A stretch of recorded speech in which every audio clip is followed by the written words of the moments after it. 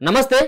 తెలంగాణ రాష్ట్రంలో రాష్ట్ర ప్రభుత్వం అతి ప్రతిష్టాత్మకంగా చేపట్టినటువంటి హైడ్రా ప్రాజెక్ట్ ఏదైతే ఉందో ఈ హైడ్రాకి కమిషనర్గా తీసుకొచ్చినటువంటి ఏవి రంగనాథ్ గారు ఇటీవల చూస్తా ఉన్నాం. చాలా అక్రమార్కులంతా కూడా రంగనాథ్ గారి పేరు చెప్తే హైడ్రా పేరు చెప్తా ఉంటే అక్రమార్కులు వణికిపోవాల్సినటువంటి పరిస్థితి ఏర్పడ్డది. ఇదే నేపథ్యంలో హైడ్రాకి ఏ విధంగా దూకుడు ప్రదర్శిస్తూ ఉందో అదే విధంగా హైకోర్టు సైతం ఆ స్టే ఆర్డర్లు మధ్యంతర ఉత్తర్వులు ఇవ్వడంతో ఆ సంబంధించినటువంటి స్పీడ్కు బ్రేకులు పడతా ఉన్నాయి. అంతేకాకుండా హైడ్రా చివరి వరకు పనిచేస్తుందా, హైడ్రా యొక్క ముఖ్య ఉద్దేశం ఏంటి, కేవలం ప్రతిపక్ష పార్టీలకు సంబంధించినటువంటి నాయకుల యొక్క ఫామ్ హౌస్లు ఇళ్లనే కూల్స్తారా, లేకపోతే అధికార పక్షంలో ఉన్నటువంటి వాళ్ళని సైతం కూడా ఈ హైడ్రా వర్తిస్తుందా? దీనిపైన మాట్లాడదాం. మనతో పాటు కాంగ్రెస్ పార్టీ సీనియర్ నాయకులు మానవతరాయ్ గారు ఉన్నారు. అన్న నమస్తే. నమస్తే అన్న, ఏంటి హైడ్రా ఇటీవల చూస్తూ ఉన్నాం, నిన్న నాగార్జునది కావచ్చు, మొన్న దానం నాగేందర్ సంబంధించినటువంటి అంశం కావచ్చు, వీటిపైన చాలా పెద్ద ఎత్తున కూడా ఒక పక్కన ప్రశంసల జల్లు కురిపిస్తూ ఉన్నారు హైడ్రా పైన. కానీ ఇదే సమక్షంలో ఒక పక్కన హైకోర్టు నుంచి మధ్యంతర ఉత్తర్వులు, దీని ద్వారా మొత్తం హైడ్రా చివరి వరకు కొనసాగేటువంటి అవకాశం ఉంటుందా? అసలు హైడ్రా యొక్క ముఖ్యమైనటువంటి ఉద్దేశం ఏంటి? అసలు హైడ్రా అనేది హైదరాబాద్ నగరాన్ని, హైదరాబాద్ నగరంలో ఉన్నటువంటి నగరంలో చుట్టుపక్కల ఉన్నటువంటి సరస్సులు, కుంటలు, చెరువుల్ని కాపాడేటటువంటి ఒక స్వయం ప్రతిపత్తి కలిగినటువంటి సంస్థను, ఆ సంస్థను రాష్ట్ర ముఖ్యమంత్రి గారు రేవంత్ రెడ్డి గారు ఏర్పాటు చేశారు. దానికి కొన్ని నిధుల్ని 200 కోట్ల పైచిలుకు నిధుల్ని కేటాయించారు. దాదాపు గత ప్రభుత్వంలో ఇదే సంస్థ వేరే రక తీరుగా ఉన్న ఒక 500 మంది సిబ్బంది మాత్రమే హైదరాబాద్ పరిధిలో ఉండేది, కానీ చర్యలనే ఉండేవి కాదు. అదే ముఖ్యమంత్రి రేవంత్ రెడ్డి గారు ప్రతిపక్షంలో ఉన్నప్పుడు అన్యాక్రాంతం అవుతున్నాయి చెరువులు, కుంటలు, తద్వారా పర్యావరణానికి ముప్పు వాటిల్లుతుంది. భవిష్యత్తులో అసలు హైదరాబాద్ నగరానికి ఉనికే ప్రమాదం ఉంటుంది. ఇట్లయితే చిన్న వర్షం వస్తే తడిసి వరదమయంగా మారిపోతుంది హైదరాబాదు. ప్రపంచ నగరంగా అభివృద్ధి చెందుతున్నటువంటి హైదరాబాదు ఈ విధ రకమైనటువంటి చిన్న వర్షాలకే వరదలు వచ్చి మరి ముంపుకు గురైతే తర్వాత మన వ్యవస్థ కూడా కుప్పగూలిపోయే ప్రమాదం ఉంది. తర్వాత ఐటీ కంపెనీలు కూడా ఇక్కడ నుంచి తరలిపోయే ప్రమాదం ఉంది.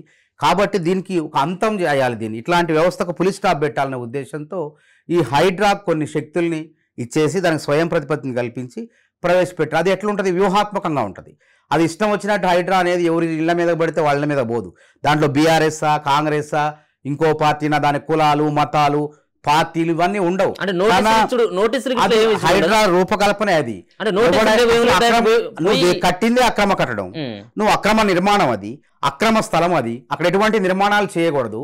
నువ్వు అక్రమంగా కట్టిన దాంట్లో అక్రమ స్థలంలో చెరువులు, కుంటల్లో వరదలు వచ్చి నాళాల మీద మురుగునీరంతా బయటకు పోకుండా నిలుపుదల చేసి అక్కడ భవనాలు కట్టి హైదరాబాదు ప్రజల ప్రాణం మీద తీసుకొస్తారంటే నీకు నోటీసులు ఇచ్చడం ఎందుకు, అసలు అవసరమా? కాబట్టి వ్యూహాత్మకంగా వెంటనే ఎవరైతే ఫిర్యాదులు ఇచ్చారో ఆ ఫిర్యాదు పైన వాళ్ళ దగ్గర ఆధారాలు చూసుకొని తర్వాత డాక్యుమెంట్లు న్యాయ నిపుణులతో పరిశీలించి వెంటనే వెళ్ళిపోద్ది. ఇవాళ హైడ్రా అనేది మరి నాగార్జున ఏ పార్టీ? అఖిలే నాగార్జున ఏమన్నా బీఆర్ఎస్ పార్టీ నాయకుడా, లేకుంటే బీజేపీ పార్టీ నాయకుడా, లేదంటే కాంగ్రెస్ నాయకుడా? ఆయన ఏ పార్టీ నాయకుడు కాదు. సంఘంలో పలుకుబడి ఉన్నటువంటి ఒక నటుడు, పేరు ప్రఖ్యాతులు ఉన్నటువంటి ఒక వ్యాపారవేత్త. అయినప్పటికీ హైడ్రా అనేది తన మన పరభేదాలు లేకుండా అందరికీ చట్టం. హైడ్రా అనేది సమానం. కుబేరుడికైనా హైడ్రా ఉంటుంది, సామాన్యుడికైనా హైడ్రా వస్తుంది. అక్రమం అయితే అది మధ్యతరగతి వర్గాలు తప్పు చేసినా హైడ్రా వస్తుంది. ఇలా హైదరాబాదు ప్రజల్లో ఒక నమ్మకాన్ని, చట్టం పట్ల ఒక భరోసాని, నమ్మకాన్ని కలిగిస్తున్నాం. ఒకప్పుడు చట్టం అంటే ఏంది, ఉన్నోళ్ళకే చుట్టం చట్టం, పేదవాడికి కాదు. ఆ పేదవాడికి ఒక న్యాయం ఉండేది, సామాన్యుడికి ఒక న్యాయం ఉండేది. అట్లా కాదు, అందరికీ ఒకే న్యాయం. హైడ్రా అనేది నిరూపించింది నాగార్జున ఇంటిపైన. నాగార్జున ఇంటిపైనే కాదు, పల్లం రాజు గారి పైన కూడా, వారింటిపైన కూడా చర్యలు తీసుకున్నాం. హైడ్రా ప్రకటించింది ఇప్పటివరకు 80 పైచులకు అక్రమ నిర్మాణాలను కూల్చివేసామని చెప్పింది. మరి అందులో తెలియదు బీఆర్ఎస్ పార్టీ కార్యకర్తలు ఎంతమంది ఉన్నారు? వాళ్ళలో ఉన్నారు. అదేవిధంగా చిత్రపురి కాలనీలో మరి అక్కడ అక్రమ నిర్మాణాలు ఉన్నాయని చెప్పి అక్కడ ప్రజలే, అక్కడ నివసించే వాళ్ళే కంప్లైంట్ ఇచ్చారు. అందులో సొసైటీలో పనిచేసే వాళ్ళే ఫిర్యాదు చేశారు. విచారణ జరుపుకున్నది హైడ్రా, వెళ్ళింది, ఎక్కడైతే అక్రమ నిర్మాణాలు ఉన్నాయో అక్కడ కూల్చివేసింది.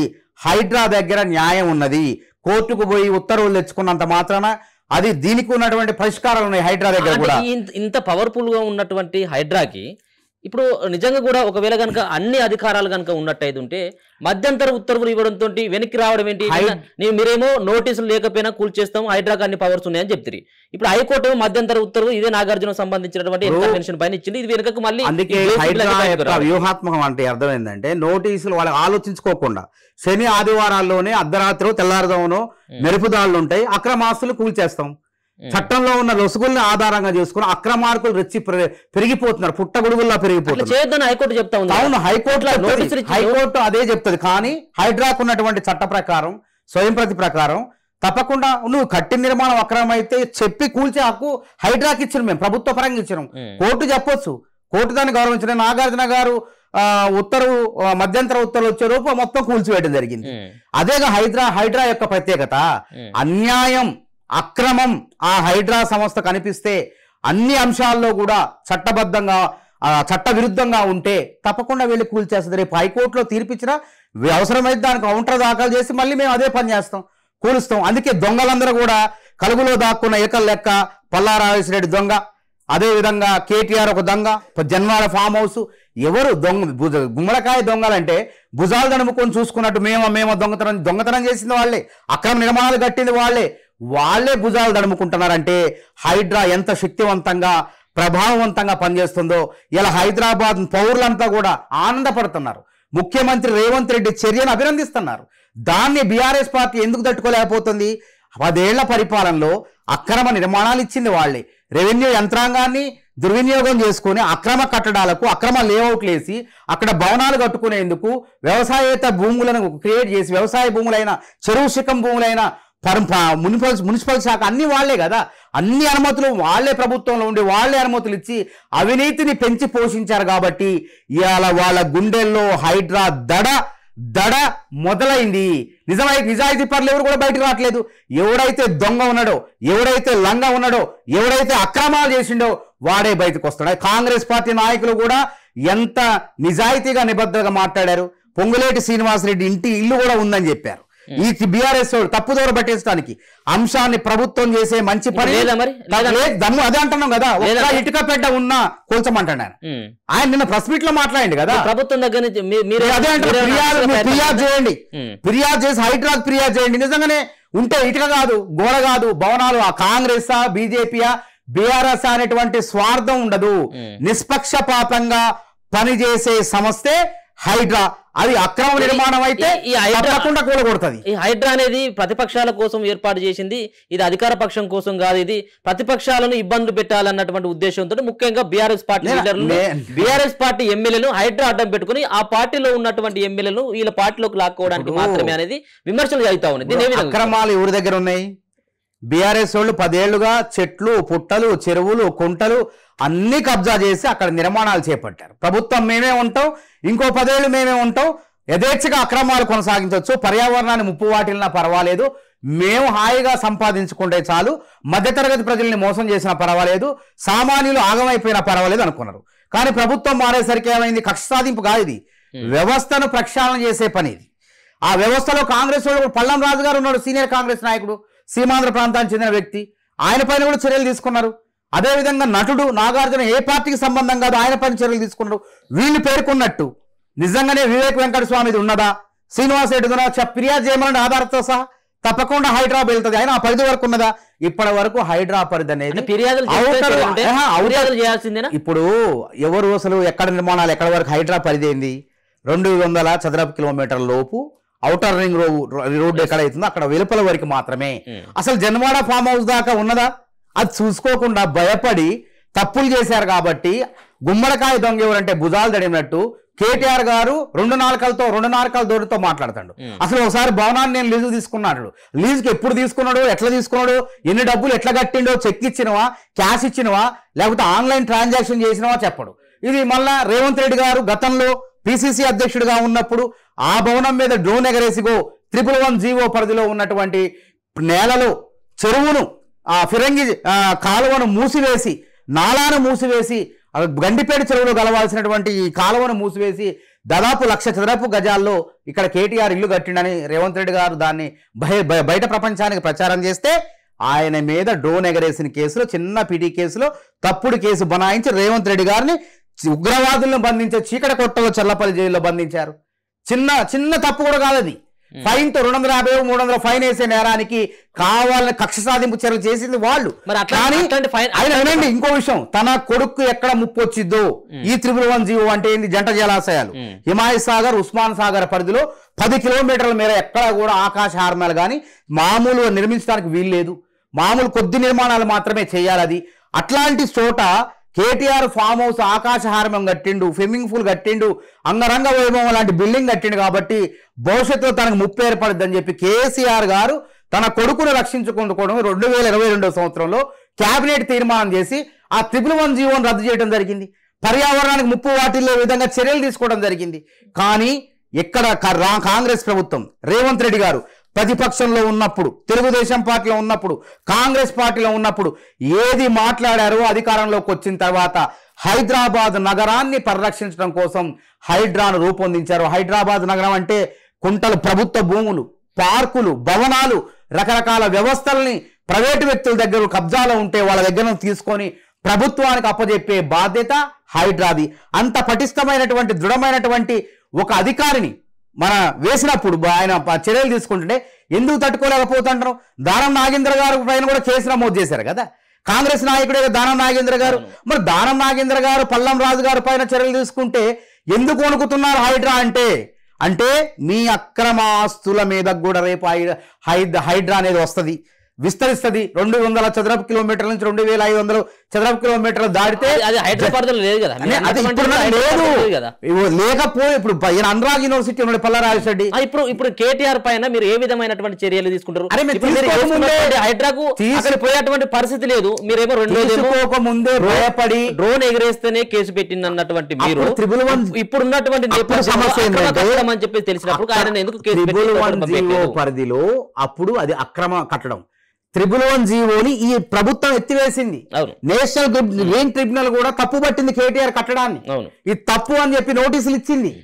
అట్లాంటి ఏం చేసింది కేసీఆర్ గారు తన కొడుకు ముప్పు వస్తుందని చెప్పి భయపడి అసలు దీన్ని కేబినెట్ లో ఆమోదం తెలిపి దీనికి 111 జీవో రద్దు చేస్తున్నాడు. పేరేమో ప్రజలది, సామాన్యుది, మొత్తం ఏమో ఆ లాభమేమో వీళ్ళకి. కాబట్టి అక్కడ అసలు ఆ ప్రశ్నే ఉత్పన్నం కాదు. కాకపోతే రేపు పొద్దున ప్రజలందరూ ఏమడుగుతున్నారు? హైడ్రా వరంగల్ నగరాన్ని తీసుకురండి, హైడ్రాని ఖమ్మానికి తీసుకురండి. ఖమ్మంలో బీఆర్ఎస్ నాయకులు కబ్జాలు చేశారు, చెరువుల్ని కుంటల్ని కబ్జా చేశారు, వరంగల్లో కబ్జా చేశారు. వరంగల్లో కూడా వరదలు వస్తున్నాయి, కరీంనగర్లో వరదలు వస్తున్నాయి. కరీంనగర్లో కూడా బీఆర్ఎస్ నాయకులే 10 ఏళ్లు మొత్తం చెరువులు కుంటలను కబ్జా చేసి పెద్ద పెద్ద భవనాలు కట్టారు. నిజామాబాద్లో ఇదే పరిస్థితి. కాబట్టి హైడ్రాను రాష్ట్ర వ్యాప్తం చేయమని ప్రజల నుంచి వినతులు వస్తున్నాయి. వీళ్ళేమో వద్దు అని చెప్పేసి వీళ్ళు అనేక రకాలుగా కుట్రలు చేసే ప్రయత్నం చేస్తున్న హైడ్రాని. ఎవడు ఎన్ని కుట్రలు చేసినా హైడ్రా అనేది ఆగదు. హైడ్రా బుల్డోజర్ బిల్డింగ్లను పడగొట్టుకుంటూ అన్న అక్రమ నిర్మాణాల పైన కొరడా జులిపించి తీరుతుంది. ఎవరెన్ని కుట్రలు చేసినా ఇది ఆగదు. ఇది మహాప్రస్థానాన్ని, పోరాటాన్ని రేవంత్ రెడ్డి గారు హైడ్రాతో ప్రారంభించారు. అక్రమాలకు ఇదే కాదు, ఎక్కడ అక్రమం జరిగినా అక్కడే తప్పకుండా హైడ్రా లాంటి సంస్థలు తన చర్యల్ని ప్రారంభిస్తాయి. ప్రభుత్వ ఉద్యోగాల్లో చేయట్లేదా? డిప్యూటీ కలెక్టర్ స్థాయి అధికారులను ఏసీబీ అధికారులు పట్టుకున్నారు. గతంలో ఎప్పుడైనా జరిగిందా? ప్రభుత్వమే అధికారులని ప్రోత్సహించింది అవినీతి చేసుకోమని గతంలో. కానీ ఇప్పుడు అది కాదు. పేద ప్రజలకు, సామాన్యులకు న్యాయం కలగాలి, చట్టాల పట్ల, ప్రభుత్వాల పట్ల ఒక విశ్వాసం కలగాలని చెప్పి రేవంత్ రెడ్డి సర్కారు పనిచేస్తుంటే గతంలో వీళ్ళు చేసిన తప్పులు వీళ్ళు చేశారు కాబట్టి, ఆ తప్పులు కాంగ్రెస్ ప్రభుత్వం చేయట్లేదు కాబట్టి, పారదర్శకంగా నిబద్ధతతో పోతుంది కాబట్టి తట్టుకోలేక దీని మీద తప్పుడు ఆరోపణలు చేస్తున్నారు. ప్రజలే తిరగబడతారు మీ మీద. మీరు ప్రతిపక్షంలో ఉన్నా సరే అసలు మీకు పుట్టగతులు లేకుండా చేస్తారని చెప్పి మన తొలి వెలుగు ద్వారా వారిని హెచ్చరిస్తారు. ఇప్పుడు తప్పించుకున్నట్టేనా? ఇప్పుడు మీరు ఎట్లా చర్యలు తీసుకున్నటువంటి పరిస్థితి ఎందుకు లేదు? తప్పకుండా ప్రతి దానికి మార్గం ఉంటుంది. ఎట్లా ఇప్పుడు ప్రతి దానికి అక్రమం అన్నవాడు, తప్పు చేసిన వాడు ఎప్పుడు కూడా భయంతోనే తప్పకుండా ఉంటుంది. వారు ఎక్కడికి వెళ్ళి తెచ్చుకున్నా సరే అవసరమైతే స్టేలు రద్దు చేసి లేదు. ఆ 111 జీవో ఆ పరిధిలో ఉంది ఒకటి. రెండోది నిన్న రంగనాథ్ గారు ఏమని చెప్తా ఉన్నారంటే, మేము ఇప్పుడు 111 జీవో జోలికి పోవట్లేదు. రెండోది, మేము ఇప్పుడు సంబంధించినటువంటి నాలాలు, అక్రమమైనటువంటి నిర్మాణాలు ఏ చెరువుల కాడ కట్టినో వాటిపైన చర్యలు ఉంటాయి, దాని తర్వాత చూద్దాం అని చెప్పేసి అన్న అంటా ఉన్నారు. అదే ఇప్పుడు అంత తొందరగా యాక్షన్ అయితే ఉండే జీవో పరిధిలో అంటే దాన్ని విస్తరించమని ప్రజలు అడుగుతున్నారు. ప్రజలించినప్పుడు ఇలా 2200 చదరపు కిలోమీటర్ల పరిధిలో ఉంది. రేపు 2500 దాటింది అనుకోండి, తప్పకుండా ఆడికి పోద్ది, జనవాడకి పోద్ది. తప్పకుండా జనవాడలో మన కేటీఆర్ ఫామ్ హౌస్ ను కూల్చాల్సిందే. ఎందుకు చెరువులోనే కట్టారు, నాలాని పూడ్చివేసి గండిపేటకు వెళ్లే పిరంగి కాలువ, గండిపేటకు కేటీఆర్ గారు ఫామ్ హౌస్ మీదుగా వెళ్లే పిరంగి కాలువను మూసివేసి అక్కడ 1,00,000 చదరపు గజాల్లో అక్కడ కట్టారు. కాబట్టి అది కూల్చడే. పల్లా రాజేశ్వర రెడ్డి అసలు గతంలోనే ఫిర్యాదులు ఉన్నాయి అనురాగ్ యూనివర్సిటీ మీద, ఆయన మెడికల్ కాలేజ్ మీద. పెద్ద ఎత్తున గణేష్ నాయక్ అనేటువంటి గిరిజన నాయకుడు, లంబాడ హక్కుల పోరాట సమితి నాయకుడు, ఆయన హైకోర్టుకు కూడా వెళ్ళటం జరిగింది. కానీ ప్రభుత్వంలో వాళ్లే ఉన్నారు, అధికారులు వాళ్లే ఉన్నారు. అక్రమ స్థలాలకు రెవెన్యూ అధికారులు అనుమతులు ఇచ్చారు. అదేవిధంగా అక్రమ నిర్మాణాలకు అక్కడ ఉన్నటువంటి ప్రభుత్వ అధికారులే, ఈయన ఎమ్మెల్సీగా ఉండు కాబట్టి తప్పక అధికార దుర్వినియోగకు పాల్పడి అనుమతులు తెచ్చుకున్నాడు, యూనివర్సిటీకి పర్మిషన్లు తెచ్చుకున్నాడు. ఆ విధంగా భవనాన్ని పూర్తి చేసిండు. ఆ రోజు గిరిజనులు కూడా ఈ భూమి మాది, పల్లారేశ్వరరెడ్డి కాలేజీ కట్టిన భూమి మాది అని చెప్పి వాళ్ళు పెద్ద ఎత్తున పోరాటం చేసాం. మన తొలి వెలుగు, రఘు లాంటి వాళ్ళు కూడా పెద్ద ఎత్తున కథనాలు ప్రసారం చేశారు ఆ రోజు. కాబట్టి ఇప్పుడు పాపం దేనికైనా పాపం పండాలి. పాపం పండింది కాబట్టి ఈ భాగవతాలన్నీ బయటకు వస్తున్నాయి. అందుకే పల్లా రాజేశ్వర రెడ్డి లాంటి వాళ్ళ గుండెల్లో, అక్రమార్కుల గుండెల్లో, మల్లారెడ్డి లాంటి చెరువు శిఖాల్లో భవనాలు కట్టినటువంటి, యూనివర్సిటీ కట్టినటువంటి మల్లారెడ్డి వాళ్ళ గుండెల్లో హైడ్రా దడదడలాడిస్తుంది, వాళ్ళని గడగల్లాడిస్తుంది అనేది ప్రజలందరూ కూడా అర్థం చేసుకుంటున్నారు. మీ అంతా హైడ్రా అనేది పెద్ద డ్రామా, మీ పార్టీలోకి తీసుకునేందుకు ఇది ఒక పెద్ద కుట్ర అని చెప్పేసి అంటా ఉన్నటువంటి వాళ్ళకి మా పార్టీలో తీసుకోవాల్సిన అవసరం ఏముంది? మా పార్టీలో దానం నాగేంద్ర గారి మీద మరి కేసు నమోదు చేయలేదా? పార్టీలోకి వచ్చినా బీజేపీలా కాదు, మేము అక్రమార్కుల్ని పార్టీలో చేసుకొని జైల్లో ఉండాల్సిన వాళ్ళు బీజేపీ కార్యాలయంలో ఉంటే బీఆర్ఎస్ ఎల్పీని విలీనం చేసుకోవాలి. ఒక పక్కన వాళ్ళు కోర్టుకు పోయింది. ఇదే కోణంలో ఇది కనుక ఫినిష్ చేయొచ్చు అన్నట్టు దానికి సంబంధం లేదు. హైడ్రా అనేది తక్షణమే చర్య ఉంటది, ఎప్పటికో ఉండదు. వాళ్ళు చేరినా ఉంటది, చేరకపోయినా ఉంటది. అకస్మాత్తుగా మెరుపు దాడి చేసే వ్యవస్థ అది. అసలు మనిషికి తప్పు చేసిన వ్యక్తి తప్పుడు నిర్మాణమా ఇది కాదా, అక్రమ నిర్మాణమా కాదని తేల్చుకున్న తర్వాత వెంటనే వ్యూహాత్మకంగా మెరుపు దాడి చేసేదే హైడ్రా. అందుకే కదా ఇలా 70-80 అంటే దాదాపు ఎన్ని ఎకరాలు, 100 ఎకరాలు కాపాడింది హైడ్రా. ప్రభుత్వానికి అప్పచెప్పింది. అది సరస్సుల్లో కట్టిన నిర్మాణాలను కూల్చి ప్రభుత్వానికి అప్పచెప్పింది. కాబట్టి హైడ్రా పట్ల ప్రజలకు నా నమ్మకం ఉన్నది. హైడ్రా అనేవాడు గిట్టనోడు, నచ్చనోడు, దొంగతనం చేసినోడు, దొంగైనోడు. దీన్ని హైడ్రాను డ్రామాగా మాట్లాడతాడు. నచ్చినోడు, ఏ అక్రమాలు చేయనోడు, సామాన్యుడు, మధ్యతరగతి ప్రజలు దీన్ని అద్భుతమైనటువంటి ఆవిష్కరణగా, అద్భుతమైనటువంటి చర్య తీసుకునే సంస్థగా కీర్తిస్తున్నారు. కాబట్టి తప్పు చేసిన వాళ్ళు ఎప్పటికి కూడా భయపడాల్సిందే. తప్పు చేయని వాడు నిజాయితీగా నిటారుగా నిలబడి రండి అని అంటాడు. కానీ వీళ్ళు తప్పు చేశారు కాబట్టే ఈ విధంగా కోర్టుకు వెళ్తున్నారు. నిజంగా కోర్టుకు పోకుండా ఉండమని ఏ తప్పు చేయకుండా కోర్టుకు ఎందుకు పోతున్నారు అంటే, చట్టంలో ఉన్న లొసుగులను ఆధారంగా చేసుకొని పోయి మేము ఇంత బిల్డింగ్ కట్టినాం, ఇంత జరుగుతుంది కాబట్టి ఇప్పుడే కోల్చకండి అంటే మధ్యంత ఆగుతుంది. తాత్కాలికమే, అది కూడా తాత్కాలికంగా నిలుపుదల చేయొచ్చు. కానీ కొద్ది కాలం తర్వాత మళ్ళీ ప్రభుత్వం దాని మీద స్టే వెకేట్ చేపిస్తుంది, అవసరమైతే సుప్రీంకోర్టు పోద్ది. ఈ జాప్యం కోసం వాళ్ళు చూస్తున్నారు. కానీ ఈసారి అక్రమార్కుల ఆటలు సాగవు. అక్రమార్కులకు అడ్డుకట్ట, అక్రమ నిర్మాణదారులకు అడ్డుకట్ట వేసేందుకే పుట్టిందే హైడ్రా. ఈ హైడ్రాని ఎవడు కూడా భయపెట్టలేడు, ఎవడు ఆపలేడు. కాబట్టి కోర్టు గౌరవిస్తాం. తర్వాత చట్టాల ద్వారానే, కోర్టుల ద్వారానే అవసరమైతే ఇప్పుడున్నటువంటి పరిస్థితుల్లో హైడ్రాకు శక్తివంతమైన హైడ్రాది, దాన్ని ఎవడు ఆపలేడు. ఒకవేళ కోర్టులు కూడా ఉత్తర్వుల ద్వారా ఆపినా మళ్ళీ అదే కోర్టుల ద్వారా సమాధానం కోర్టులకు చెప్పి ఈ అవినీతి భాగోతాన్ని బయటపెట్టి తప్పకుండా కూల్చేసి. అయినా గతంలో సుప్రీంకోర్టే చెప్పింది అక్రమ నిర్మాణాలు కూల్చమని చెప్పింది. చెప్తే ఆ నిబంధనల ప్రకారమే కదా ప్రభుత్వాలు. కన్వెన్షన్ ఉందండి, ఎన్విన్ కన్వెన్షన్ నాగార్జున గారిది. గత బీఆర్ఎస్ ప్రభుత్వం పెద్ద చూపించింది 3.5 ఎకరాలు ఇందులో కబ్జాలో ఉన్నదని చెప్పి. ఎందుకు కూల్చలేదు? లాలూచి పడింది. నాగార్జునతో కేటీఆర్ గారు, కేసీఆర్ గారు కుటుంబం లాలూచి పడి చూసి చూడనట్టు వదిలిపెట్టారు. ఎక్కడ ఏ కోర్టు స్టే ఇవ్వలేదు, ఏ కోర్టు దాన్ని పడగొట్టొద్దని చెప్పలేదు. కాబట్టే నిజాయితీగా, నిబద్ధతగా, పక్షపాతం లేకుండా పారదర్శకంగా పనిచేసే హైడ్రా వెళ్ళి నాగార్జున ఎన్ కన్వెన్షన్ కూల్చింది. కాబట్టి రేపు ఎవరిదైనా పర్లేదు, రేపు ప్రతి ఒక్కరి దగ్గరకు వస్తుంది. నాది ఉందనుకోండి, నా ఇంటి మీద కూడా వస్తుంది. నేను ఆడని గడితే, ఏ చెరువులను కుంటలో గడితే తప్పకుండా ఎవరి దగ్గరికైనా వస్తుంది. దీన్ని వాళ్ళదున్నది వీళ్ళదుందనే కానీ చెప్పడమే తప్ప, వాళ్ళ మద్దతు తెలిపే, వాళ్ళు ప్రోత్సహించే యూట్యూబ్ ఛానల్లో చెప్పడం తప్ప అలా వాస్తవాలు ఏం లేవు. హైడ్రా నువ్వు చెప్పకుండా పోద్ది. ఇప్పటికి 2 కాంగ్రెస్ నాయకులు అక్కడ జరిగిన కేసులు పెట్టడం జరిగింది హైడ్రా. అదే విధంగా తప్పకుండా మీరు చెప్పండి, ఫిర్యాదులు చేయండి. ఇప్పుడు ఆషామాషి కాదు కదా, ఇక్కడ ఫిర్యాదు ఎవరైతే చేశారో ఆ ఫిర్యాదుల ఆధారంగానే హైడ్రా పనిచేస్తుంది. అట్లా నోటుకొచ్చింది 400 నరం లేని 4 కదా అని చెప్పి ఇష్టం వచ్చినట్టు ప్రభుత్వం తీసుకునే చర్యలకు అడ్డు తగిలితే సహించం. ప్రజలు అసలు ఊరుకోరు.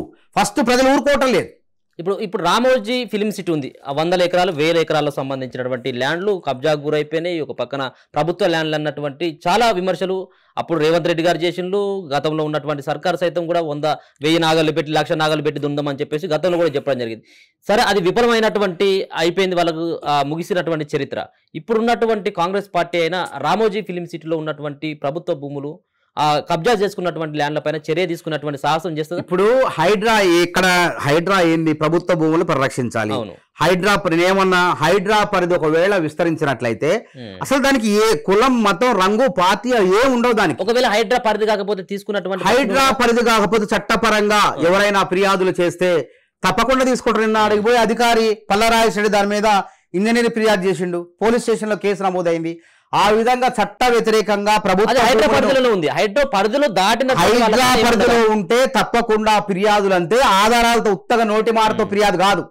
నోటికో నోరుంది కదా అని ఇష్టం వచ్చిన మాట్లాడటం కాదు. ఆధారాలు, డాక్యుమెంట్లు వాటితో సహా తెచ్చియాలి. ఒకవేళ కనీసం చూపియాలి వాళ్ళకి.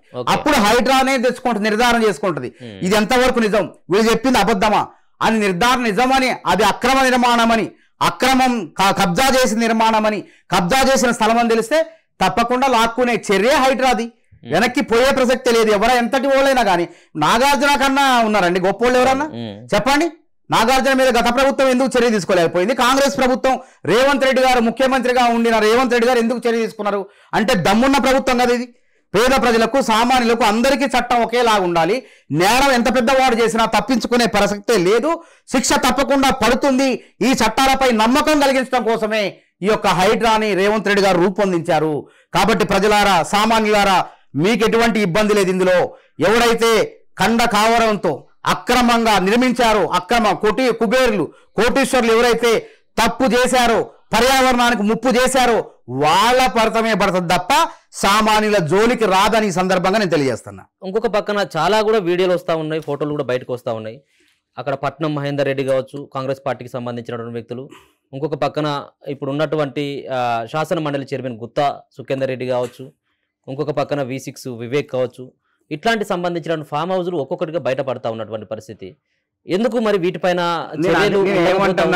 ఫస్ట్ మన ఇంటికా నుంచి మనం ఏమన్నా మనం ఇక్కడ హైడ్రాకి ఏంది? హైడ్రాకి ఫిర్యాదు కావాలి. ఫిర్యాదు కూడా సహేతుకంగా ఉండాలి. నువ్వు ఇచ్చిన ఫిర్యాదు నోటితో గట్టం కాదు, రాసి అక్కడ స్పష్టంగా తెలిపిన తర్వాత ఒక 4 రోజులు ముందు ఇస్తే 2 రోజుల పాటు ప్రభుత్వం దగ్గర ఉంటాయి. వీళ్ళు ఇచ్చిన ఫిర్యాదును కూడా పరిశీలించి ఒకసారి డాక్యుమెంట్లు కూడా పరిశీలించిన తర్వాత వాస్తవంగా అక్రమం జరిగితే అది ఎంత పెద్దటోడైనా వెళ్తుందని చెప్తున్నాం మేము. అది కాంగ్రెస్ లేదు, ఇంకోటి లేదు, అది క్లియర్గా చెప్తున్నాం. ఏదో నువ్వు మీ బిల్డింగ్ల మీద వచ్చారు కదా, మీ భవంతులను కోల్చారు కదా అని నోటి మాటతో వాళ్ళు కూడా చేశారు, మేము తప్పు చేసినాం అని చెప్పి వాళ్ళు తప్పు చేశారు, వాళ్ళపైన చర్య తీసుకోవడం ఉత్తమ మాటలు కాదు. ఉత్తమ మాటలు కాకుండా ఫిర్యాదు రూపంలో పంపాలి. అడిగి నిజంగా తప్పు చేస్తే తప్పకుండా వెళ్ళిపోద్ది. నేను నాగార్జున గారు కూడా ముఖ్యమంత్రిని కావడానికి విశ్వ ప్రయత్నాలు చేశారు, ముఖ్యమంత్రి గారు కలవలేదు. ఇప్పుడు నాగార్జున సంబంధించినటువంటి ఇన్కన్వెన్షన్ పైన ఫిర్యాదు చేసినటువంటి వాళ్ళు ఎవరు? ఆయన స్వచ్ఛంద సంస్థ, ఆయన కసిరెడ్డి భాస్కర్ రెడ్డి, మీ మంత్రి కూడా అని చెప్తా ఉన్నా. ఆయన చేసిన తర్వాత మంత్రులు ఎవరైనా చేస్తారు, ఇప్పుడు కాదు కదా. రేవంత్ రెడ్డి గారు ఎప్పుడో చేసిండు. కసిరెడ్డి భాస్కర్ రెడ్డి అని ఆయన లిఖిత పూర్వకంగా ఫిర్యాదు చేశారు, లిఖిత పూర్వకంగా చేశాడు ఆయన. కసిరెడ్డి భాస్కర్ రెడ్డి ఇప్పుడు కాదు, ఆయన గత కొన్ని సంవత్సరాలుగా బీఆర్ఎస్ ప్రభుత్వంలో చేశాడు. గతంలో పోరాటం చేసి అలసిపోయి ఆయన మెదకుండా ఉండు. ఈ ప్రభుత్వంలో చేయలు ఉండవు, జవాబుదారితనం ఉండదు, ఈ ప్రభుత్వం తీరింతే, ఈ ప్రభుత్వం మారితేనే ఇట్లాంటి చెరువులు, కుంటలు, సరస్సులు రక్షింపబడతాయి అని చెప్పి ఆయన అనుకోండు.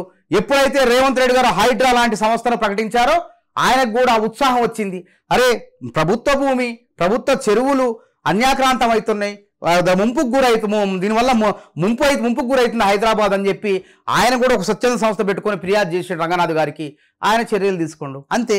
అట్లనే ఎవరైనా ఫిర్యాదు చేయండి, దానికి పార్టీ పరంగా కూడా చూడదు, అది వాస్తవమా కాదా అని నిర్ధారించుకున్న తర్వాతనే అక్కడికి బుల్డోజర్లు వెళ్తాయి. అది ఎవరైనా కానీ, అది కాంగ్రెస్ ని, అదే అంటున్నా, దానికి పార్టీలు ఉండవు, మతం లేదు, కులం లేదు, అది అక్రమ నిర్మాణం అని తేలితే తప్పకుండా బుల్డోజర్ చక్రాలు పోయి కూల్చేస్తాయి అక్కడికి.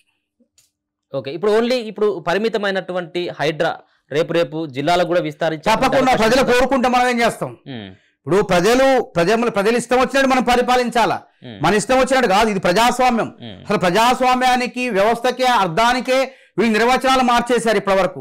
ప్రజాస్వామ్యం అంటే అధికారంలో ఉన్నోడు ఇష్టం వచ్చినట్టు చెరువుల్ని, కుంటల్ని, భూముల్ని, ఇసుకల్ని అన్నింటినీ దాచుకోవటం అని ఇప్పటిదాకా నిర్వచనం చూపించారు.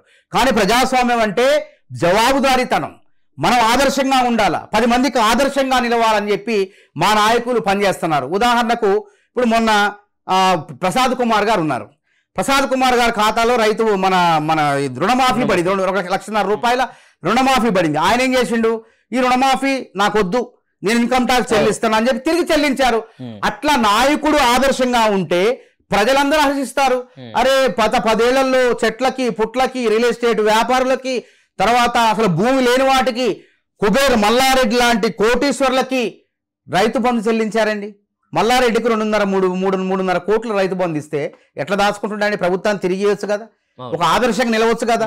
అందుకే నేను ఏమంటున్నా, ఆదర్శంగా మన నాయకులు ఆదర్శంగా ఉంటే ప్రజలు కూడా ఆదర్శంగా ఉంటారు. ఈ తెలంగాణ ప్రజలే దేశానికి ఆదర్శవంతులైతారు. ఈ దేశమే రేపు ప్రపంచానికి ఆదర్శవంతమైంది నిజాయితీలో, నిబద్ధతలో. కాబట్టి ఇక్కడే తెలంగాణ నుంచే ఈ పారదర్శక పరిపాలనకు, నిజాయితీకి, నిబద్ధత పరిపాలనకు మూలం కాబోతుంది. తొలి అడుగులు నిలబడబోతున్నాయి. మలి అడుగులు దేశవ్యాప్తంగా కావాలి. ప్రభుత్వాల్లో జవాబుదారీతనం ఉండాలి. అసలు మనం ఏర్పాటు చేసుకున్న ఎన్నికల ప్రక్రియే ఒక పద్ధతి ప్రకారం, నాయకులంటే లాభాపేక్ష లేకుండా, స్వార్థం లేకుండా, నిస్వార్థంగా ప్రజలకు సేవ చేయాలనేటువంటి ఒక భావనను క్రమక్రమంగా తుడిపేశారు వాళ్ళు. కానీ దాన్ని నిలిపే క్రమంలో రేవంత్ రెడ్డి గారు పనిచేస్తున్నారు. కాబట్టి ప్రజలందరూ ఆయన యొక్క పరిపాలనను బ్రహ్మరథం పడుతున్నారు. హైదరాబాద్లో సర్వే చేసింది ఒక సంస్థ, చేస్తే దాదాపు 70-80% మంది ప్రజలు రేవంత్ రెడ్డి చేసిన పనులు మెచ్చుకుంటున్నారు. ఇది నేను డబ్బా కోసమో ఆయన మెహర్బానీ కోసం చెప్పేది కాదు. ఈ సర్వేలు శాస్త్రీయబద్ధమైనటువంటి సర్వేలు చెప్తున్న ఈ రోజు రేవంత్ రెడ్డి పాలన బేష్గా ఉందని చెప్పి నగరవాసులు కోరుకుంటున్నారు. అదేవిధంగా రాష్ట్ర వ్యాప్తంగా 70% మంది ప్రజలు రేవంత్ రెడ్డి పరిపాలన ఆమోదిస్తున్నారు. 8 నెలల్లో అయినా కానీ ప్రభుత్వం మీద ప్రజలు విశ్వాసం కోల్పోలేదు. మాకేదో చేస్తామని అన్నారు. అందుకే మేము ఒక్కొక్కటి క్రమక్రమంగా చేసుకుంటూ వస్తున్నాం. నిరుద్యోగుల జాబ్ క్యాలెండర్ ద్వారా 2 లక్షల ఉద్యోగాలు భర్తీ చేసే కార్యక్రమాన్ని మేమే ప్రారంభించినాం. వాళ్ళు చేయటం చేత కాలేదు. 2 లక్షల రుణమాఫీ కూడా 22 లక్షల పైచులకు చేసినాం. ఇంకా 10% మంది రైతులు ఖాతాలో సాంకేతిక కారణాల వల్ల డబ్బులు వెనక్కి వచ్చినాయి. మళ్ళీ వాటిని 4 రోజుల్లో తప్పకుండా అందరికీ డబ్బులు చెల్లిస్తాం. అదేవిధంగా ఎక్కడ కూడా మచ్చ లేకుండా, వేలెత్తి పెట్టి విమర్శ చూపించలేకుండా పరిపాలిస్తుంటే ఎందుకు 15 వరకు ఫినిష్ చేస్తామన్నారు కదా? అదే 15 అందుకే సాంకేతిక అంటే 2 లక్షల పైచిలకు ఖాతాలు ఉన్నాయి, డబ్బులు ఎక్కువ ఉన్నాయి. 2 లక్షల పైచిలకు కట్టుకోండి, ఆ 2 లక్షల వరకు మేము కడతామని అంటున్నాం.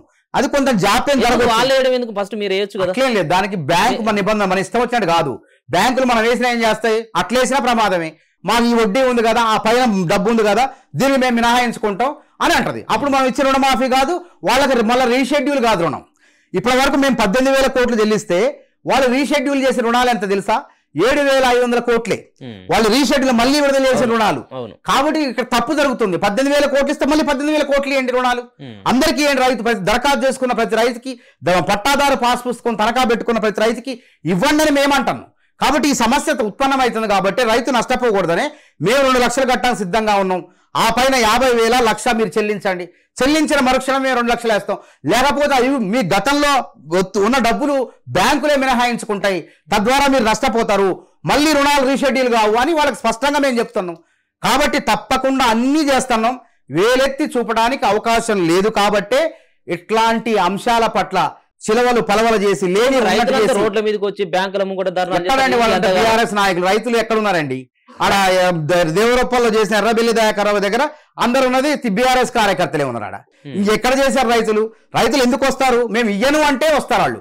లేకపోతే ఈ డబ్బులు జేబులోకి వెళ్తే, కాంగ్రెస్ నాయకుల జేబులోకి అవినీతి జరిగితే అప్పుడు పోరాటం చేస్తే అర్థం ఉంటుంది, పర్థం ఉంటుంది.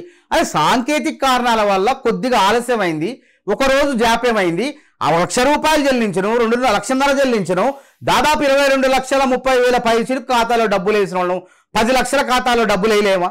కాబట్టి దాన్ని పరిష్కరించబోతున్నాం అంటే లేదు లేదు మీరు మోసం చేశారని అది ఎట్లా మోసం అవుతుంది? నువ్వు మోసం చేసింది కాళేశ్వరం కట్టి కూలిపోయే విధంగా కాళేశ్వరం కట్టి ప్రజలను మోసం చేసింది బీఆర్ఎస్ నాయకులు, కాంగ్రెస్ కాదు. 1వ తారీఖు వస్తే ఇలా ప్రభుత్వ ఉద్యోగులు హాయిగా గుండె మీద చేసుకొని పడుకుంటున్నారు. 1వ తారీఖు ప్రభుత్వం జీతాలు ఇస్తుంది అనే ఒక నమ్మకాన్ని కలిగించింది. మీరు 15వ తారీఖు వచ్చిన జీతం వచ్చిద్దో రాదు, 20వ తారీఖు వచ్చిద్దో రాదు, ఈఎంఐలు కట్టలేక చెక్కులు బౌన్స్ అయ్యి డబ్బులు మరి ఫైన్ల ద్వారా అనేక విధాలుగా నష్టపోయారు ప్రభుత్వ ఉద్యోగులు. మిగతా ఉన్నటువంటి పథకాల పరిస్థితి ఏంటిది? ఇప్పుడు ఇస్తానన్నటువంటి 2500 కావచ్చు, 200 యూనిట్లు 49 లక్షల మంది మీరు ఇస్తూ ఉన్నారు కదా, తప్పకుండా ఇస్తారు. మిగిలిన వాటి సంగతి ఏంటి అంటున్నాను. అన్ని వస్తాయి, ప్రతిదీ కూడా క్రమక్రమంగా చేసుకుంటూ వస్తున్నాం. ఇలా అవుట్ సోర్సింగ్ ఉద్యోగులు ధర్నా చేశారు ఇందిరా పార్క్ లో, మమ్మల్ని పిలిచారు. బీఆర్ఎస్ నాయకులు ముఖం లేదు రావడానికి. ఎందుకంటే 10 ఏళ్ల కాలంలో కేసీఆర్ గారు ఆ ఉద్యమ సమయంలో ఏం మాట్లాడిండు, నేను అధికారంలోకి వస్తే కాంట్రాక్ట్ ఉండదు, అవుట్ సోర్సింగ్ వ్యవస్థే ఉండదన్ను. మరి కాంట్రాక్ట్ అవుట్ సోర్సింగ్ వ్యవస్థని 10 ఏళ్ల కాలంలో పెంచి పోషించింది ఎవరు? పుట్టగొడుగుల్లా పుట్టించండి కేసీఆర్ అవుట్ సోర్సింగ్ వ్యవస్థల్ని. పుట్టించడమే కాకుండా ఆ సంస్థలు ఏజెన్సీలను ఎవరు స్థాపించారు? వాళ్ళకి సంబంధించిన మంత్రులు, మాజీ మంత్రులు, వాళ్ళే ఆ ఏజెన్సీలు, వాళ్ళకి సంబంధించిన బినామీ కార్యకర్తలే బీఆర్ఎస్ నాయకుల ఏజెన్సీలు. తద్వారా శ్రమ దోపిడీకి ఉద్యోగి గురైండు.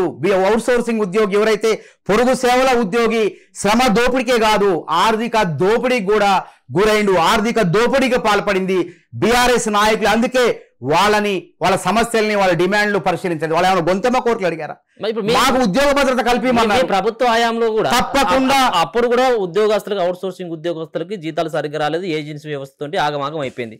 ఇప్పుడున్నటువంటి నేపథ్యంలో కూడా 8 నెలలు అయితే ఉంది. కొన్ని దాంట్లో పనిచేస్తున్నటువంటి మన ఒక హాస్పిటల్లో పనిచేసుకుంటున్నటువంటి ఒక అవుట్ సోర్సింగ్ ఉద్యోగి 3 నెలలు 4 నెలలు అవుతుందంటే జీతాలు దాకా చనిపోయినటువంటి పరిస్థితి కూడా. అందుకే కదా మేము అవుట్ సోర్సింగ్ దీనికి సమస్యకు పరిష్కారం చూపాలనుకునేదే కాంగ్రెస్ ప్రభుత్వం. సమస్యను జటిలం చేసి వాళ్ళకి రావాల్సిన జీతభత్యాలను మా జేబులో వేసుకునేది కాదు, అది బీఆర్ఎస్ ప్రభుత్వం. అందుకోసం మేము ఆ దగ్గర ఏమంటున్నాం, స్పందించే ప్రభుత్వం కాంగ్రెస్ ప్రభుత్వం, పౌర హక్కుల్ని బంధించే ప్రభుత్వం కాదు కాంగ్రెస్ ప్రభుత్వం. మళ్ళీ చెప్తున్నా, సమస్యల పట్ల స్పందించే ప్రభుత్వం కాంగ్రెస్ ప్రభుత్వం. పోరాటాల చేసేవారి హక్కులను బంధించే ప్రభుత్వం కాదు, పరిష్కరించే ప్రభుత్వం అని నేను చెప్తున్నా. అందుకే ఇవాళ మేము ధైర్యంగా పోయినాం, కూర్చున్నాం, మాట్లాడినాం, త్వరలోనే పరిష్కారం చెప్తాను. ఈ 2 లక్షల మంది అవుట్ సోర్సింగ్ ఉద్యోగులు ఉన్నారు, మీ సమస్యకు అన్నిటిని కూడా ఒక గొడుగు పొందు తీసుకొచ్చి చట్టబద్ధమైనటువంటి సంస్థను రూపొందించే విధంగా ముఖ్యమంత్రి గారిని కలుద్దాం, మనం వినతి పత్రం ఇద్దాం, వారు సానుకూలంగా వింటారు రేవంత్ రెడ్డి గారు అని చెప్పి స్పష్టంగా చెప్పినాం మేము. కాబట్టి అవుట్ సోర్సింగ్ పంచాయతీ కార్యదర్శులు ఉన్నారు, వాళ్ళు ఎంత స్వార్థపరులు అంటే గతంలో 2000 మందిని చేసి పంచాయతీ కార్యదర్శిని 1000 మందిని ఆపేశారు. ఇప్పుడు కాంగ్రెస్ ప్రభుత్వం మేనిఫెస్టోలో పెట్టింది, ఆ 1000లో జెన్యూన్గా అంటే న్యాయబద్ధంగా ఉన్నటువంటి 830 మంది అవుట్ సోర్సింగ్ పంచాయతీ కార్యదర్శులని జూనియర్ పంచాయతీ కార్యదర్శులు కూడా మార్పు చేసేందుకు సిద్ధంగా ఉన్నాం. రేపో మాపో అధికారుల సమావేశంలో వాళ్ళను కూడా జూనియర్ పంచాయతీ కార్యదర్శులుగా మార్పు చేయబోతున్నాం. వీళ్ళందరికీ కూడా రేపు ముఖ్యమంత్రి గారితో మాట్లాడి కేబినెట్ మంత్రులను కూడా కలిసి మాకు న్యాయం చేయమంటే చాలా మంది మంత్రులు, ముఖ్యమంత్రులు వీళ్ళందరూ కూడా సానుకూలంగా ఉన్నారు. తప్పకుండా ఆంధ్రాలో ఏ విధంగా అవుట్ సోర్సింగ్ ఏజెన్సీలు రద్దు అయినాయో, అంటే అవుట్ సోర్సింగ్ ఉద్యోగుల సమస్యలకు పరిష్కారం ఒక్కటే, అసలు ఏజెన్సీలను ముందు రద్దు చేయాలి. సర్వరోగ నివారణ జిందా తిలిస్మాత్, అట్లనే సమస్త అవుట్ సోర్సింగ్ ఉద్యోగుల సమస్యలకు పరిష్కారం అనేది ఏజెన్సీల రద్దు. దీన్ని రద్దు చేసినట్లయితే అసలు వాళ్ళకి పరిష్కారం వెళ్ళిపోద్ది, వాళ్ళకి భద్రత ఉంటుంది, ఆరోగ్య భద్రత ఉంటుంది, ఉద్యోగ భద్రత ఉంటుంది, పే స్కేల్ వస్తుంది, సమాన పనికి సమాన వేతనం అన్నట్టు ఒక గౌరవం వస్తుంది వాళ్ళకి. ప్రభుత్వ ఉద్యోగి ఇలా ప్రభుత్వ ఉద్యోగంలో పనిచేస్తున్నారు, కానీ వాళ్ళకు ప్రభుత్వ ఉద్యోగం ఉన్న గౌరవం లేదు. త్రిశంకు స్వర్గంలో కొట్టుమిట్టాడుతుంది. ప్రభుత్వ ఉద్యోగం గాక, కాంట్రాక్టు ఉద్యోగం గాక, ఉద్యోగ భద్రత లేక అనేక వివక్షకు అవమానాలకు గురవుతున్నారు. మానవత్వం కలిగిన ప్రతి వాళ్ళు ఎవరైనా సరే దీని విషయంలో స్పందిస్తారు. కాంగ్రెస్ ప్రభుత్వానికి గొప్ప మానవత్వం ఉంటది కాబట్టి గతంలో అసలు తెలంగాణ సాధ్యమైంది అనుకున్నామా? సాధ్యమే కాదనుకున్నాం. ఆ రోజు సీమాంధ్ర పారిశ్రామికవేత్తల పెట్టుబడుల వాళ్ళ యొక్క ప్రభావానికి తెలంగాణ రాదనుకున్నారు అందరూ. కానీ కాంగ్రెస్ ప్రభుత్వం అన్ని చూడకుండా తెలంగాణ ఇచ్చిందా? నిర్భయ అక్కడ మానభంగం జరిగితే ఒక చట్టం తెచ్చేవాళ్ళు. ఆ రోజు ఎవరు కొట్లాడినరు? విద్యార్థులు, తెలంగాణ ఉద్యమం విద్యార్థులు కొట్లాడారు. అదే విద్యార్థులందరూ ఢిల్లీలో ఇండియా గేట్ దగ్గరకు వచ్చి నిర్భయకు న్యాయం జరగాలంటే నిర్భయ చట్టాన్ని తీసుకొచ్చింది కాంగ్రెస్ పార్టీ. అంటే ఎందుకంటే నేను స్పందించే ప్రభుత్వం కాంగ్రెస్, నిర్బంధించే ప్రభుత్వం కాంగ్రెస్ కాదు. ఏ సమస్య ఉన్నా వెంటనే స్పందిస్తుంది. కానీ నిర్బంధించే ప్రభుత్వం ఎవరు? బీఆర్ఎస్ ప్రభుత్వం. అసలు ఇందిరా పార్క్ లేకుండా ధర్నా చౌకే లేకుండా చేసింది. మేము అట్లా చేసినవా? ప్రతి ఒక్కళ్ళ బాధలు ఆవేదనలు వాళ్ళు పోరాటం చేసుకొని మా ప్రభుత్వాన్ని తిట్టినా వాళ్ళ బాధలో మాట్లాడారు, ఆవేదనలో మాట్లాడారు, వాళ్ళు కడుపు మండి మాట్లాడారని చెప్పి అర్థం చేసుకొని వాళ్ళ సమస్యల్ని పరిష్కరించే దిశగా చేస్తున్నాం. వినండి, కొద్ది రోజుల్లో అవుట్ సోర్సింగ్ ఉద్యోగులు తప్పకుండా వాళ్ళు కోరుకున్నటువంటి డిమాండ్ పరిష్కరించే విధంగా శుభవార్త వింటారు, తీపి కబురు వింటారని చెప్పి మన తొలి వెలుగు ద్వారా నేను చెప్తున్నా. రేపు ఎక్కడికి పోతా ఉన్నాయి మీ హైడ్రా బుల్డోజర్లే కానీ మీ కాంగ్రెస్ పోతాయి? మనకు ఎవరికి తెలియదు, ఏ అధికారికి కూడా హైడ్రా బుల్డోజర్లు హైడ్రా బుల్డోజర్లు హైడ్రా ప్రభుత్వం అది ఒకసారి వ్యవస్థ రూపొందిన తర్వాత దానికి చెప్పిన కదా కుల మత పార్టీ భేదాలు ఉండవు. హైడ్రా బుల్డోజర్ పోయేది అక్కడ ఉన్నటువంటి పక్కన కాంగ్రెస్ నాయకులు కాదు కదా, అందులో అంత గుట్టు చప్పుడు కాకుండా రహస్యంగా వ్యూహాత్మకంగా వెళ్తుంది అది. అదే హైడ్రా, అదే దాని గొప్పతనం. అందరికి తెలిసి డబడబడబా వాయించి అని చెప్పి పారిపోండి అని పోలీసులు కనుక సైరన్ వేసి దొంగలు కనుక దొంగతనం చేస్తుంటే పారిపోండి అని సైరన్ మోగించినట్టు కాదు. అడ్డుగా ఉన్నటువంటి హైడ్రా బుల్డోజర్లకి కాంగ్రెస్ పార్టీకి సంబంధించిన బిల్డింగ్లు అడ్డొస్తే ఏ బిల్డింగ్ వచ్చినా ఎవరిది వచ్చినా చట్టం ముందు అందరూ సమానమే. నేను ఒకటే చెప్తున్నా, పదే చెప్తున్నా, కాంగ్రెస్ అయినా బీఆర్ఎస్ అయినా బీజేపీ అయినా సిపిఎం అయినా సిపిఐ అయినా ఇంకా ఏ చిన్న చితక పార్టీ అయినా సరే దానికి సమానమే. అక్కడ కాంగ్రెస్ నాయకుల భవనాలపైన వెళ్ళింది, తర్వాత నాగార్జున లాంటి నటుడు భవనాలపైన వెళ్ళింది, అక్రమ కట్టడాలపైన వెళ్ళింది. దానికి ఒక్కటే కావాలి, అది అక్రమ కట్టడం అయి తేలితే, అక్రమ కట్టడ వాసనలు వస్తే మరి హైడ్రా బుల్డోజర్ రథచక్రాలు వేగంగా వెళ్ళి వాటిని కూల్చే వరకు ఆగదు అది. Okay, thank you so much. మొత్తానికైతే హైడ్రాకు సంబంధించినటువంటి విషయంలో రకరకాలైనటువంటి సందేహాలు ఉన్నటువంటి నేపథ్యం, ఒక పక్కన ప్రతిపక్ష పార్టీల కోసం వాళ్ళని పార్టీలో జైన్ చేపించుకునేందుకు మాత్రమే హైడ్రా పనిచేస్తుందన్నటువంటి విమర్శల నేపథ్యం, అంతేకాకుండా హైడ్రా దూకుడికి కళ్యం పడుతుందన్నటువంటి రకరకాలైనటువంటి విమర్శలు వస్తూ ఉన్నటువంటి సందర్భంలో మానవతరాయ్ గారు అయితే కొంత క్లారిటీ ఇచ్చేటువంటి ప్రయత్నం చేయడం జరిగింది. దీనికి పార్టీలు తారతమ్య భేదాలు ఏముండవు, ఖచ్చితంగా కూడా హైడ్రో బుల్డోజర్లు అనేటివి కూడా అక్రమార్కులు ఎవరైతే కబ్జాలు చేసుకున్నటువంటి వాళ్ళు ఉంటారో వాళ్ళ యొక్క బిల్డింగ్లను కూల్చేందుకే ఏర్పాటు చేసింది హైడ్రా అన్నటువంటి అంశాన్ని ఆయన లేవనెత్తుతున్నటువంటి పరిస్థితి. చూస్తూనే ఉండండి మన తొలి వెలుగు.